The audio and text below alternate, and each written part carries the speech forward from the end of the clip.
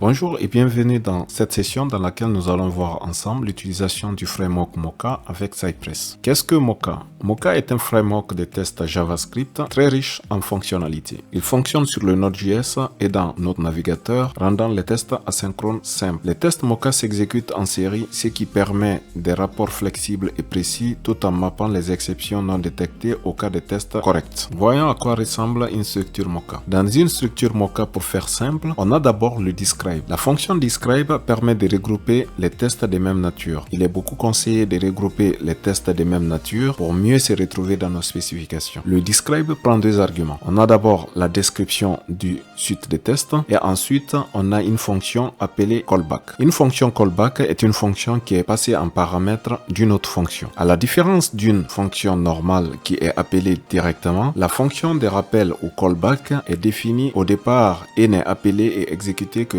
lorsqu'un certain événement s'est produit. Ensuite, dans une fonction describe, on a une fonction appelée it, autrement dit le test d'intégration. Sans le test d'intégration, on ne parle pas de test. Donc, dans chaque describe, on peut avoir un test d'intégration ou plusieurs tests d'intégration. Ces tests d'intégration sont appelés les différents cas de test ou les différents scénarios de test. Comme la fonction describe, la fonction it aussi prend deux arguments, la description du cas de test et la fonction callback.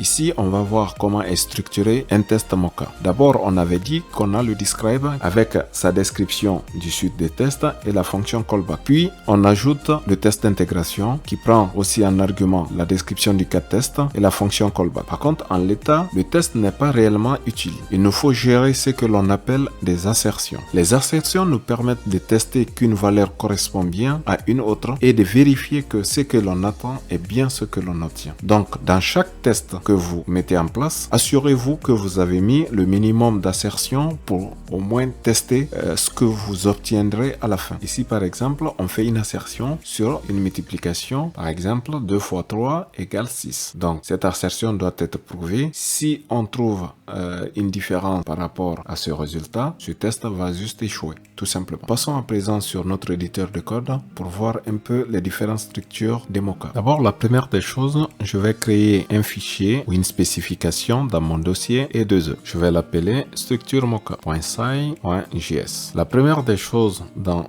une spécification avec Cypress, j'ajoute la référence pour me permettre de reconnaître les fonctions Mocha en quelque sorte. Donc describe, on a dit que describe prend deux arguments. Le premier argument, c'est la description de la suite de tests. Donc je mets ma suite de tests.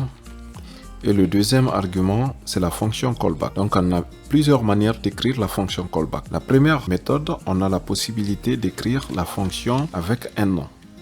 Donc, j'écris la fonction, une fonction bien nommée. La deuxième méthode, on peut écrire la fonction sans nom. Donc, on enlève le nom. Et la troisième méthode, on peut écrire cette fonction sans mettre fonction, mettre juste les parenthèses avec les flèches. C'est ce qu'on appelle la fonction fléchée. Donc, on a ces trois méthodes d'écriture en termes de fonction callback dans notre describe. Dans les prochaines sessions, j'adopterai ce type d'écriture avec la fonction fléchée parce que ça nous permet d'aller un peu plus vite. Donc, ici, on a trois suites de tests, c'est-à-dire on a trois describe. Donc, je renomme ici describe 1. Ici, on a notre suite de test 2.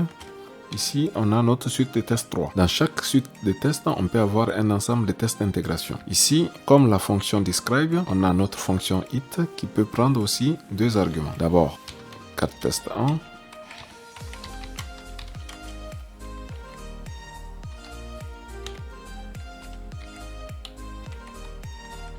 Cat test 1, cat test 2 et cat test 3.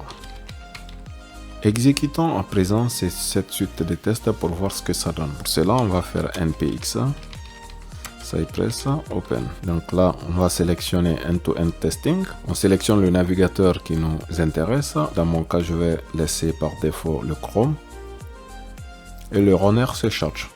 Le runner se charge avec le fichier qu'on vient de créer. Le fichier qu'on vient de créer s'appelle structure Mocha. Donc je clique dessus. Là, on me dit no test found. Cela peut être de deux raisons. La première raison qui peut faire ce message, c'est si vous n'avez pas enregistré par exemple votre suite de tests. Donc je fais CTRL S, on vérifie à nouveau. Donc c'était bien le souci d'enregistrement. Donc la première des choses, vous assurez-vous que vous avez enregistré vos suites de tests avant d'exécuter sur le runner. Sinon, vous pouvez avoir ce type de message d'erreur. La deuxième raison de ces messages d'erreur, c'est si vous n'ajoutez pas des tests d'intégration dans votre describe. Donc ici, comme on le voit à l'écran, ici on a 3 suites de tests. Ma suite de test 1, ma suite de test 2, ma suite de test 3. Par contre, dans notre première suite de tests, on avait mis 4 tests. 4 tests 1, 4 tests 2, 4 tests 3. Donc, vous voyez à présent comment ça s'enchaîne. Et dans cette deuxième suite de tests, vous pouvez aussi avoir différents 4 tests, ainsi de suite. C'est tout pour cette vidéo. N'hésitez pas à vous abonner pour ne rien rater. Mettez une pouce bleu pour nous encourager et partagez au maximum pour aider plus de personnes.